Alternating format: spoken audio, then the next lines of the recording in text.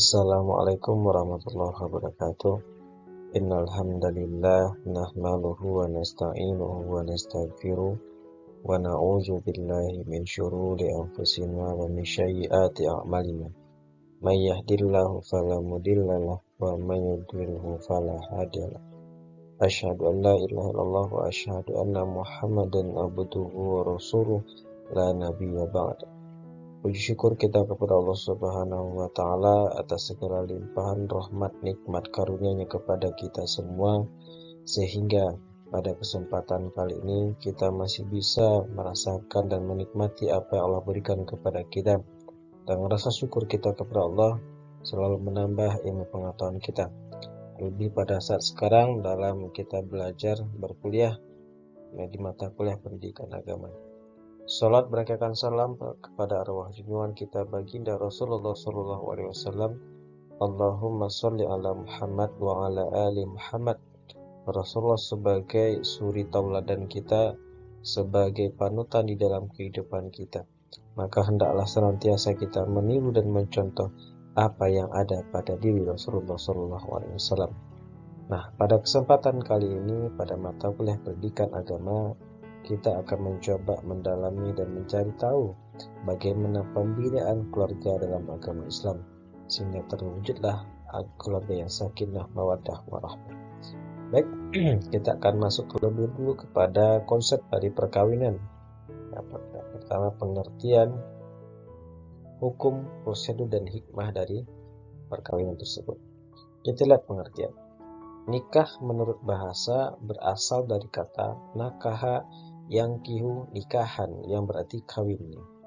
Nah, dalam istilah nikah berarti ikatan suami istri yang sah yang menimbulkan akibat hukum dan hak serta kewajiban bagi suami dan istri. Nah, istilah nikah berasal dari bahasa Arab, sedangkan menurut istilah bahasa Indonesia adalah perkawinan. Bahasa ini kerap dibedakan antara nikah dan kawin, akan tetapi pada prinsipnya pernikahan dan perkawinan hanyalah berbeda dalam menurut akal kita saja. Apabila ditinjau dari segi hukum, nampak jelas bahwa pernikahan atau perkawinan adalah suatu akad suci dan luhur antara laki-laki dan perempuan yang menjadi sebab sahnya status sebagai suami dan istri, dan dihalalkannya berhubungan seksual dengan tujuan mencapai keluarga yang sakinah, penuh kasih sayang, kebajikan, dan saling menyantuni. Nah, inilah pengertian pernikahan atau perkawinan ya. Secara umum adalah dengan adanya akad ya.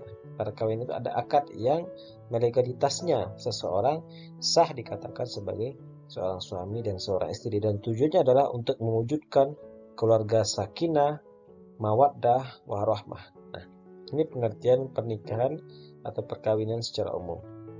Kita lihat di bagaimana arti pernikahan dalam Undang-Undang Dasar Negara kita. Ya, dalam kompilasi hukum Islam Undang-Undang Nomor 1 Tahun 1974 tentang perkawinan.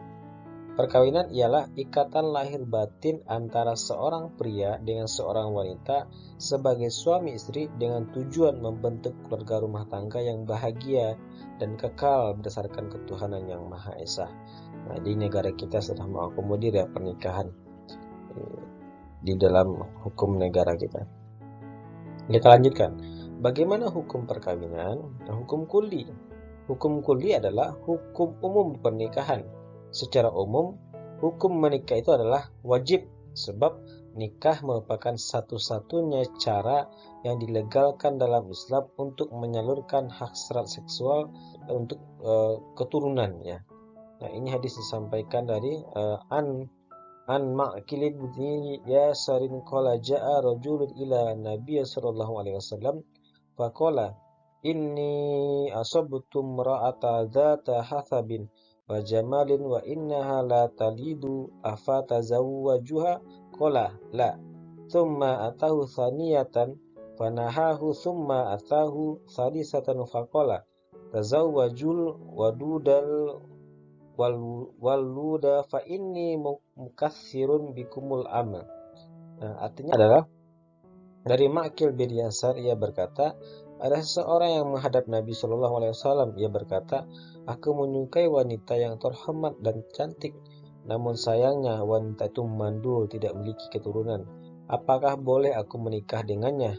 Nabi SAW menjawab tidak. Kemudian ia mendatangi Nabi SAW untuk kedua kalinya, masih tetap dilarang sampai ia mendatangi Nabi SAW ketiga kalinya. Lantas Nabi bersabda, nikahilah wanita yang penyayang dan subur, punya banyak keturunan, karena aku bangga dengan banyaknya umatku pada hari kiamat kelak. Nah, pada umumnya, pada hakikatnya pernikahan itu adalah wajib bagi setiap orang ya. Diwajibkan bagi kita untuk menyatakan kita sebagai umatnya Rasulullah, maka menikahlah kita. Nah, tapi dalam hadis ini ada keterangan kalau kita tahu ternyata calon kita, pasangan kita mandul ya kan, tidak bisa menghasilkan keturunan. Ini Rasulullah melarang kita untuk menikah karena tujuan menikah adalah untuk memperbanyak keturunan. Nah, ini pendapat dari para ulama terkait dengan perkawinan. Yang penting ya kalau kita tahu ya, rata-rata kan kita tidak tahu seseorang itu mandul atau tidak. Maka ketika kita tidak perlu tahu ya udah kita nikah saja. Ya, kalau kita lebih tahu nanti akan ya bermasalah nanti. Jadi kita nggak nikah kan, karena kita nggak tahu status kondisi pasangan kita. Ya. Oke, kita lanjutkan. Yang kedua ada hukum juz'i. Pertama wajib ya. Nikah menjadi wajib hukumnya bagi mereka bila terpenuhi dua syarat, yaitu dikhawatirkan jatuh kepada zina dan seseorang yang sudah mampu secara finansial. Jadi bagi seseorang yang sudah wajib ya menikah itu dikhawatirkan pertama dia akan berbuat zina. Yang kedua dia sudah mempunyai kemampuan keuangan yang kuat. Ketika kedua kemampuan ini sudah dia punya, maka wajib bagi dia untuk menikah ya. Karena kalau tidak nikah nanti jatuhnya nanti kepada haram ya. Yang kedua sunnah. Tidak sampai diwajibkan untuk menikah karena yang sudah mampu namun masih tidak merasa takut jatuh akan zina. Dia punya kemampuan secara finansial, tapi dia masih bisa mengendalikan dirinya sehingga tidak jatuh kepada zina. Maka bagi dia hukum menikah adalah sunnah. Ya. Yang ketiga mubah. Orang yang berada pada posisi tengah-tengah antara hal-hal yang mendorong keharusannya untuk menikah dengan hal-hal yang mencegahnya untuk menikah, maka baginya hukum menikah itu menjadi mubah atau boleh. Dia posisinya di tengah-tengah. Ya, dia masih biasa saja, masih bisa mengendalikan ya kan. Keuangannya pun juga tidak terlalu ya cukuplah pas-pasan ya.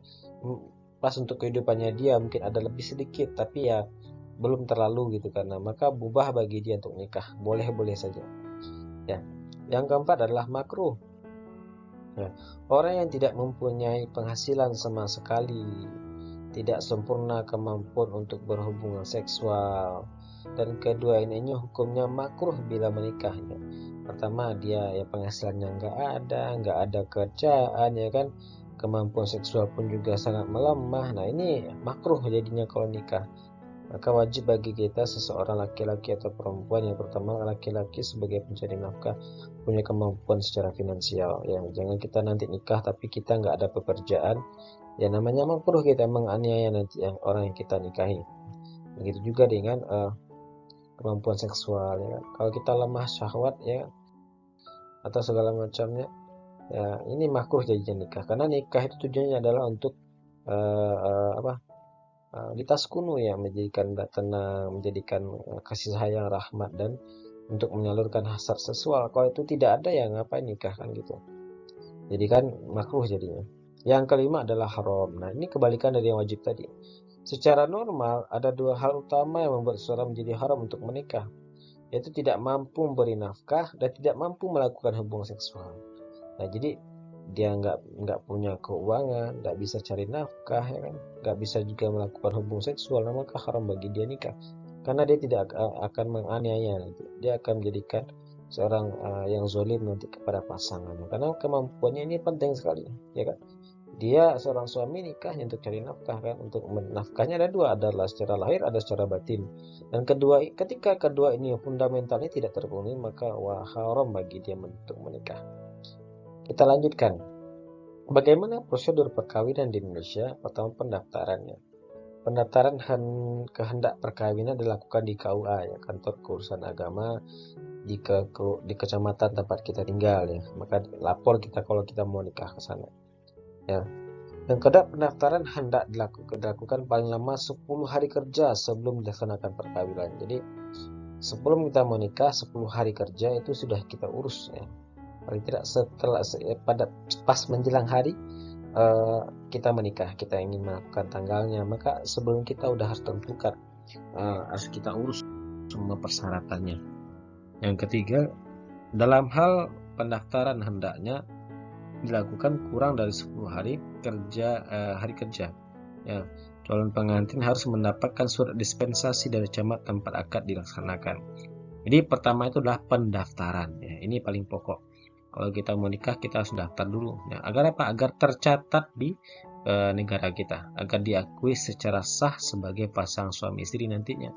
Kalau nikah nggak tercatat namanya nikah siri ya. Nikah siri nggak tercatat, nggak diakui oleh negara kita. Maka kita patuh kepada negara kita, maka mendaftarlah di kantor urusan agama sebagai suami istri yang sah nantinya. Pengumuman, dalam hal telah terpenuhi ketentuan persyaratan perkawinan, maka Kepala KUA, Kecamatan atau penghulu mengumumkan kehendak perkawinan. Yang kedua, pengumuman kehendak perkawinan dilakukan pada tempat tertentu di KUA, Kecamatan atau media lain yang dapat diakses oleh masyarakat. Yang ketiga, pengumuman dilakukan selama 10 hari kerja sejak pendaftaran perkawinan. Yang keempat, dalam hal akad dilaksanakan kurang dari 10 hari kerja sejak pendaftaran. Pengumuman kehendak perkawinan dilakukan setelah mendapat surat dispensasi dari camat wilayah akad dilaksanakan. Jadi ada pengumuman ya. Di semuanya ketika mau nikah diumumkan ya, ada ketentuan. Yang nikah tanggal sekian itu ada pengumumannya di kantor urusan agama kecamatan. Oke, kita lanjutkan pencegahan ya. Suatu perkawinan dilangsungkan menurut hukum perkawinan Islam Undang-Undang Nomor 1 1974 dan kompilasi hukum Islam KHI dapat dicegah apabila pihak yang hendak melakukan perkawinan tidak memenuhi syarat untuk melangsungkan pernikahan ya. Tidak syaratnya tidak terpenuhi. Mungkin bisa jadi mereka berbeda agama, atau ada hal-hal yang melibatkan tidak lengkapnya persyaratan, atau ada hal-hal yang tidak diperbolehkan menikah secara syariat atau secara hukum yang berlaku di negara kita. Yang kedua, pihak yang dapat melakukan pencegahan perkawinan adalah para keluarga dan garis keturunan lurus ke atas dan ke bawah, saudara, wali nikah, wali pengampu, dan dari salah seorang calon pengampelai, dan pihak-pihak yang berkepentingan, maka dapat mencegah dilakukannya perkawinan apabila perkawinan tidak memenuhi syaratnya. Mungkin syaratnya kurang ya kan, tidak mendapat izin mungkin segala macamnya ya. Itu boleh dilakukan pencegahan pernikahan. Yang kedua, salah seorang dari calon mempelai berada di bawah pengampuan ya, masih ada yang masih di bawah pengawasan, sehingga dengan perkawinan tersebut nyata-nyata mengakibatkan kesengsaraan bagi calon mempelai lainnya, karena dia masih tanggungan ya, belum dilepas mungkin secara dia masih dalam pengawasan gitu kan. Nah, ini akan menyebabkan kesengsaraan dari salah satu pihak nanti.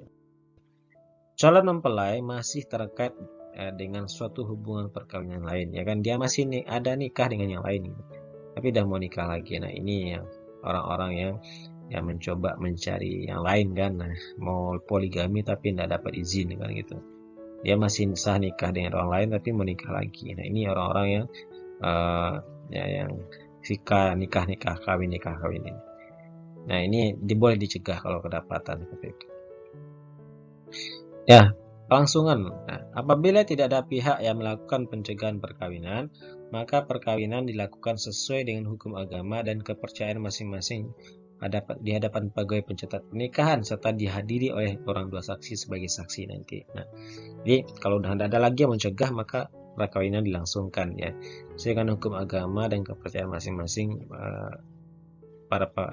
para yang mau menikah di depan pegawai pencatat nikah atau penghulu, dan ada saksinya ya.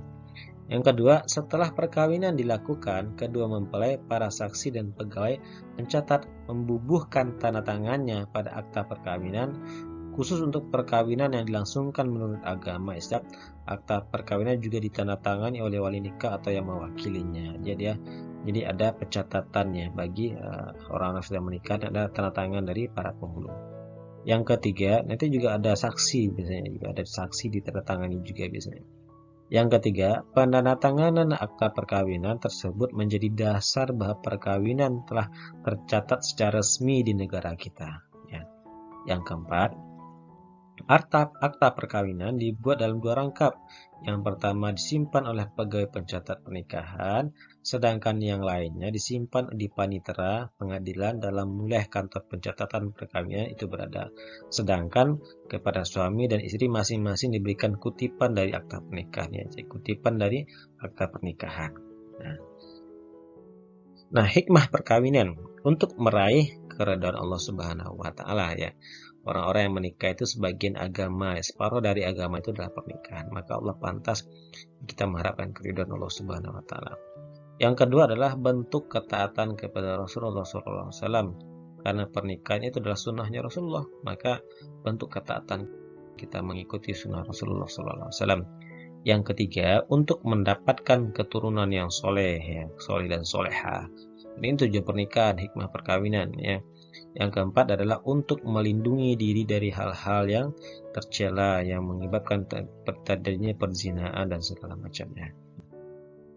Hak dan kewajiban suami istri. Kewajiban suami istri, hak dan kewajiban suami istri, ya. Hak suami adalah sesuatu yang harus didapatkan oleh suami dan istri dari istrinya, maka hal itu menjadi kewajiban istri. Hak istri adalah sesuatu yang harus didapatkan oleh istrinya dari suaminya, maka itu menjadi kewajiban suaminya. Hak dan kewajiban suami istri yang bersikat adalah mereka memiliki tanggung jawab yang sama dalam mendapatkan hak dan memberikan kewajiban. Jadi mereka saling berkaitan, ya. Makanya dinamakan suami dan istri. Gak bisa lepas mereka. Apa yang menjadi hak suami itu menjadi kewajiban istri, ya. Begitu juga sebaliknya. Ya. Apa kewajiban suami? Yang pertama adalah mahar. Mahar adalah harta yang berhak didapatkan oleh seorang istri pada saat akad atau mulai tinggal bersama. Ini merupakan hak yang wajib bagi suami atas istrinya. Ya, walaupun ini wajib, tapi ini bukan bagian rukun dari pernikahan. Ya, dia bukan rukun dari pernikahan. Ya. Jadi ya wajib, begitu istilahnya wajib, tapi nggak menjadi rukun. Ya. Ibaratkan ya begitu bahasanya. Dalam surah An-Nisa ayat 4, wa'atun nisa sodukotihinna nihlah, ya, berikanlah mas kawin atau mahar kepada wanita yang kamu nikahi sebagai pemberian dengan penuh kerelaan. Kenapa? Dia telah rela untuk dinikahi, karena maka ada sedikit mahar atau mas kawin yang diberikan atas kerelaannya untuk mengabdi kepada suaminya. Maka suami wajib memberikan mahar kepada istrinya. Yang kedua adalah nafkah. Ini kewajiban suami. Nafkah adalah kebutuhan istri tanpa berupa makanan, pakaian, tempat tinggal, dan kebutuhan lainnya berbentuk materi. Surah Al-Baqarah 233, wa 'alal mauludi lahu rizquhunna wa kiswatuhunna bil ma'ruf.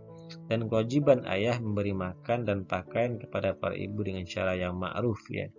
Nah, ini makna tujuannya adalah untuk memberikan nafkah secara materi, ya. Baik itu makanan, pakaian, tempat tinggal. Ini bagian dari nafkah secara materi kepada istrinya, dan itu adalah hak dari seorang istri terhadap suaminya. Nah, ini pertama tadi adalah mahar, yang kedua adalah nafkah. Yang ketiga adalah tempat tinggal. Tempat tinggal berarti tempat untuk bernaung, tempat untuk berlindung.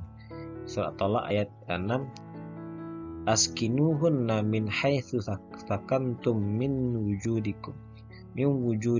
Tempatkanlah mereka, para istrimu, di mana kamu bertempat tinggal menurut kemampuanmu. Maka seorang suami layak memberikan tempat tinggal yang layak kepada istrinya sebagai bentuk kewajibannya kepada seorang istrinya. Nah, jadi nikah itu agak berat juga, ya. Harus kita memenuhi semua keinginan, semua kebutuhan, bukan keinginan, kebutuhan yang layak untuk istri kita. Nah, begitu juga dengan tempat tinggal. Nah, yang keempat adalah adil, ya. Adil untuk para istri. Jadi kalau kita ada istri ada 2, maka kita adil. Jika seorang suami memiliki beberapa istri, maka termasuk hak istri adalah bersikap adil dalam giliran di antara para istrinya dalam hal tempat tinggal bermalam, nafkah dan pakaian. Dalam surah Nisa, wa in khiftun la tuqsitu fil yatama fankihu ma taba lakum minan nisa masna wa sulasa wa ruba. Wa in khiftum alla ta'dilu fawahidah. Dan jika kamu takut tidak akan berlaku adil terhadap hak perempuan, yaitu bila kamu mengawininya, maka kawinilah wanita-wanita yang kamu sukai, 2, 3, atau 4. Kemudian jika kamu takut tidak akan berlaku adil, maka cukup seorang saja. Nah, ini bermakna adalah kalau kita itu memang dibolehkan kita nikah 2, 3, 4, tapi syaratnya adalah harus berlaku adil. Maka kalau nggak sanggup berlaku adil, maka cukup satu saja. Dan ini berat ya. Adil itu berat sekali bagi seorang suami, apalagi punya empat orang istri ya. Nah, itu sangat berat sekali.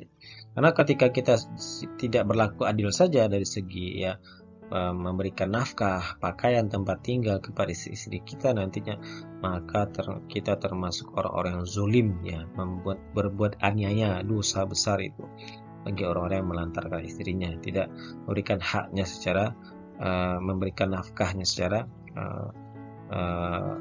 keseluruhan ya, materi maupun juga batin. Adil itu penting sekali.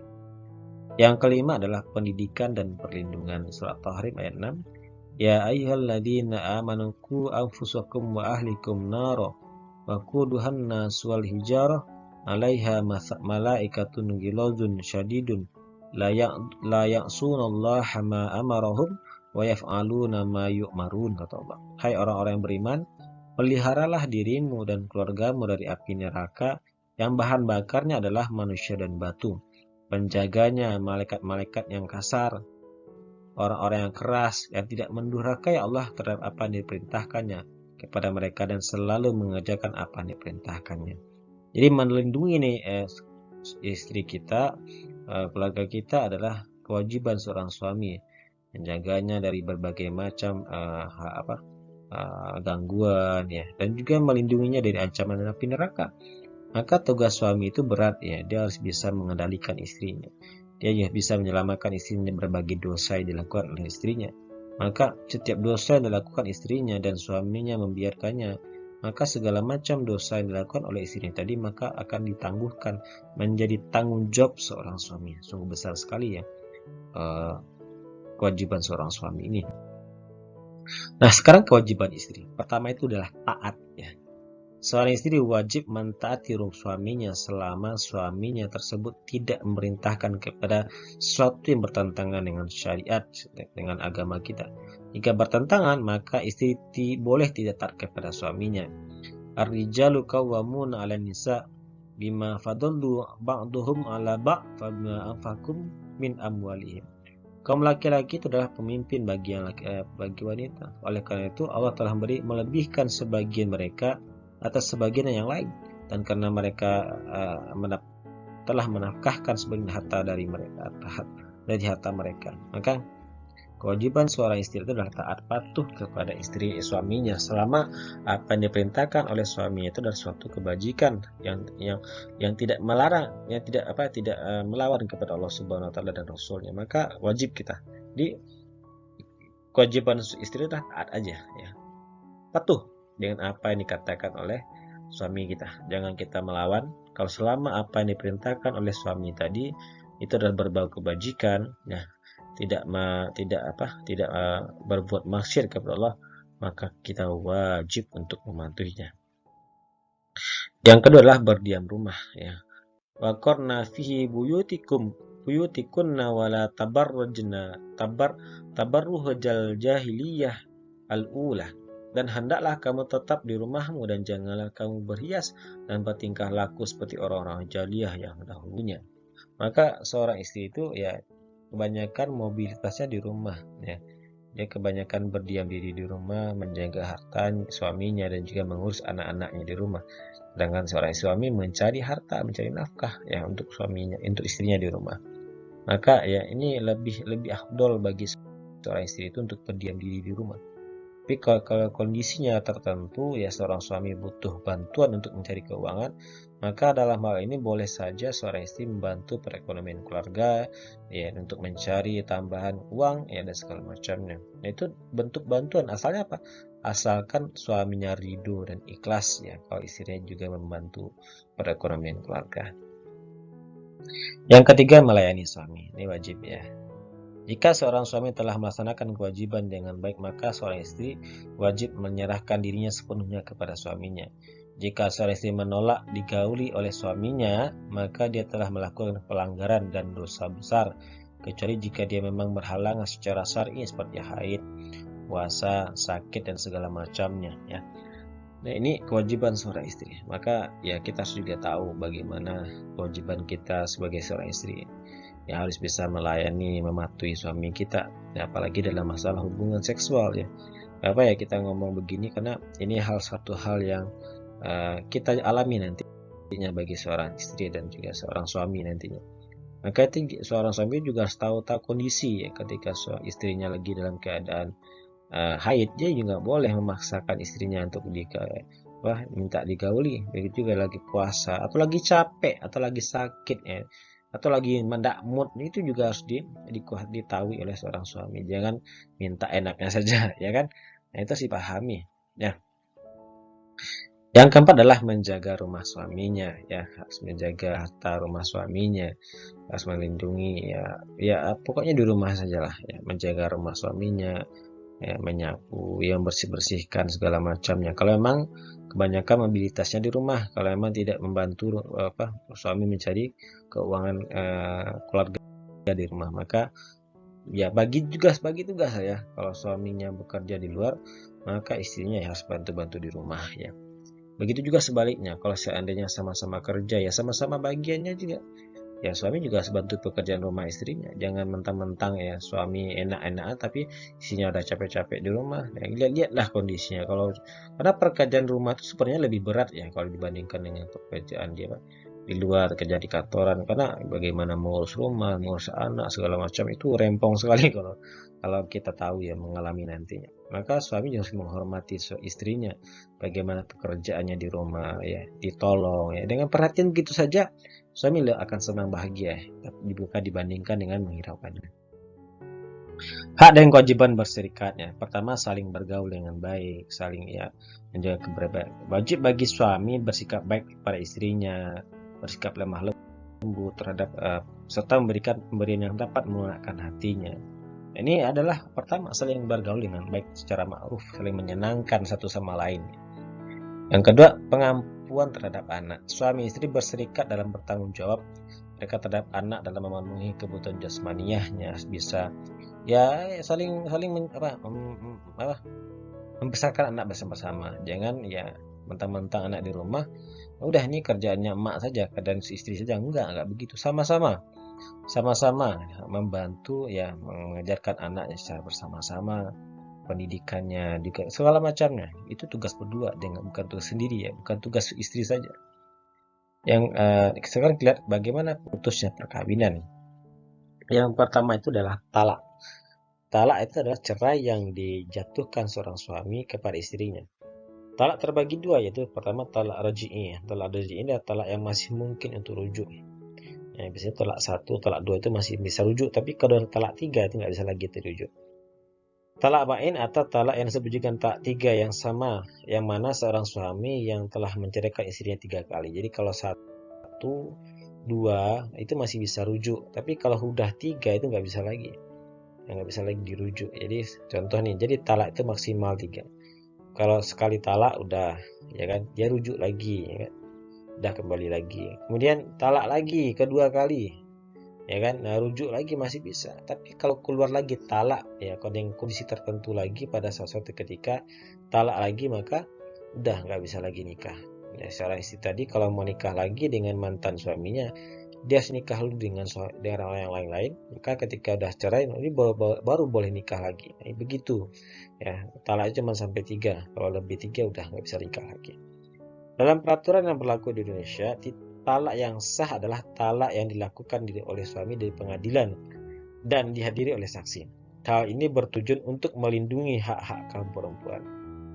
Ya kadang-kadang kan seorang suami itu kan sembarangan saja mengatakan talak kan. Ya, maka di Indonesia itu ada aturannya. Tapi kalau dalam syariat Islam, talak itu akan jatuh ketika suami ya yang langsung mengucapkannya kepada suami istri tanpa di depan pengadilan secara Islam ya. Tapi di negara kita untuk menghargai hak perempuan, seorang suami itu nggak semena-mena saja mengatakan kata talak ya, maka di depan hakim. Yang kedua khulu ya, khulu itu dari istri. Nah ini secara istri mengajukan perceraian ya. Khulu disebut juga dengan istilah gugat cerai, yang mana seorang istri meminta kepada suaminya agar ia diceraikan. Akibatnya, maka istri itu bebas dari semua urusan diserahkan kepadanya dan tidak boleh lagi suami rujuk kepadanya. Jadi kalau istri minta cerai nggak boleh lagi suami rujuk.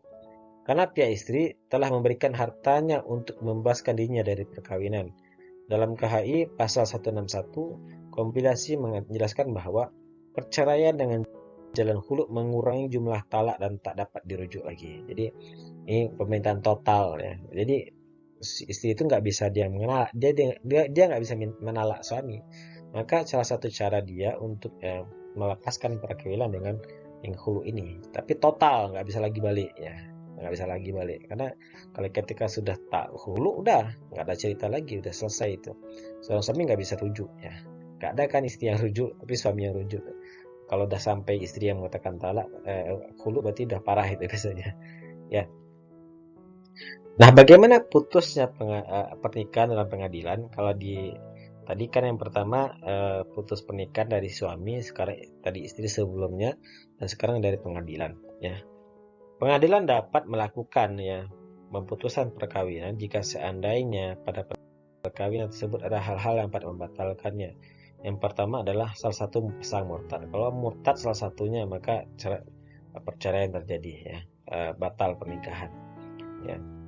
Yang kedua adalah li'an. Li'an itu adalah bersumpah ya. Bersumpah bahwa istrinya ya dia telah bersumpah bahwa istrinya telah berzina, itu li'an. Jadi seorang suami bersumpah di depan hakim bahwa istrinya telah berzina. Nah, ini li'an. Ini kalau dia bersumpah berarti kan dia tidak sudah melihat dengan mata sendiri kalau istrinya telah berzina. Begitu juga dengan seorang suami ya, seorang istri juga bisa juga berkata kalau suaminya telah berselingkuh gitu kan. Nah, ini bisa jadi salah satu penyebab terjadinya perceraian ya dari pengadilan ketika ada perselingkuhan, ada perzinaan. Ya. Dan yang ketiga adalah zihar. Zihar ini adalah seorang suami menyamakan ya, dia menyamakan istrinya dengan suaminya, dengan ibunya, dengan orang tuanya perempuan yang diharamkan bagi dia untuk menikah dengannya. Yang apa istilahnya mahramnya di nikah. Contoh seorang suami berkata, wah perutmu seperti perut ibuku. Nah itu nggak boleh. Karena ketika ada yang mengatakan begitu kepada istrinya, maka itu namanya zihar. Dia nggak boleh menyamakan salah satu bentuk tubuh dari istrinya kepada orang-orang yang mahram untuk dinikahinya. Nggak boleh dinikahinya. Maka suami akan nggak boleh lagi nikah, nggak boleh lagi berhubungan. Maka ketika sudah mengatakan begitu, ada caranya memang. Ada kafaratnya, ada dendanya bagi orang yang telah menzihar istrinya, menyamakan dengan bentuk tubuh ibunya atau orang-orang yang mahram dinikahinya, maka dia sudah memerdekakan budak. Kalau nggak sanggup ya udah beri makan fakir miskin. Sampai terakhir adalah berpuasa 2 bulan berturut-turut kalau nggak sanggup. Itu yang zihar. Yang keempat adalah ilah. Ilah ini adalah posisi di mana seorang suami bersumpah ya, dia berkata demi Allah saya tidak akan menggauli istri saya ya, karena selama waktu tertentu ya. Kalau dalam batasannya 4 bulan ya. Kalau 4 bulan itu lebih dari 4 bulan seorang suami berkata dia tidak ingin menggauli istrinya, maka itu dinamakan ilah dan itu bisa jadi terputusnya perceraian. Tapi kalau selama ya dia mengatakan, saya tidak akan mengayu istri saya masih di bawah 4 bulan, maka itu masih dikatakan sebagai sumpah biasa saja. Tapi kalau sudah lebih dari 4 bulan dia berkata, atau waktu tidak ditentukan, ketika sudah lebih dari 4 bulan maka itu jatuh ya perceraian dari pengadilan. Membina keluarga sakinah ya. Konsep keluarga sakinah adalah keluarga yang diartikan sebagai keluarga yang harmonis, di mana nilai-nilai ajaran Islam senantiasa ditegakkan dan saling menghormati serta saling menyayangi. Dalam keluarga sakinah, anggota keluarga mampu menjalankan kewajibannya dan senantiasa membantu sama lain.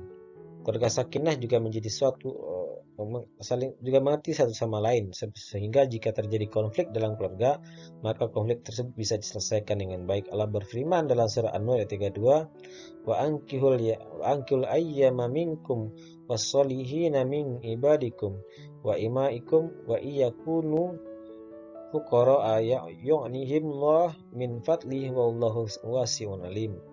Dan nikahilah orang-orang yang sendirian di antara kamu dan orang-orang yang layak menikah dari hamba-hamba sahayamu yang laki-laki dan wanita.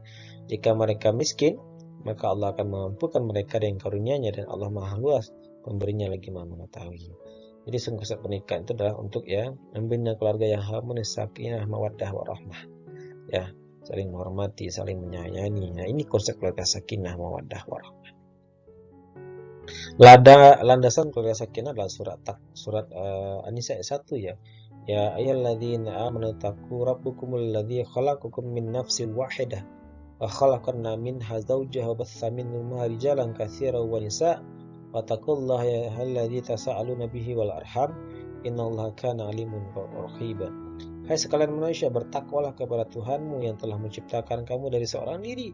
Daripadanya Allah menciptakan istrinya, dan daripada istri baginya dan daripada keduanya telah berperkembang biakkan laki-laki dan perempuan yang banyak. Dan bertakwalah kepada Allah dengan mempergunakan nama-nama dan menggunakan namanya, dan kamu saling meminta satu sama lain.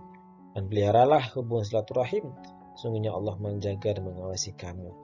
Nah, landasan keluarga sakinah adalah untuk memperbanyak turunan. Dari kita jadikan satu orang, lalu jadikan kita didatangkan seorang istrinya untuk dinikahi, kita berkembang biak. Nah, ini landasan keluarga sakinah untuk membina kasih sayang, membina hubungan yang baik dengan kita semua, sehingga memperbanyak keturunan kita. Ketentraman batin ya.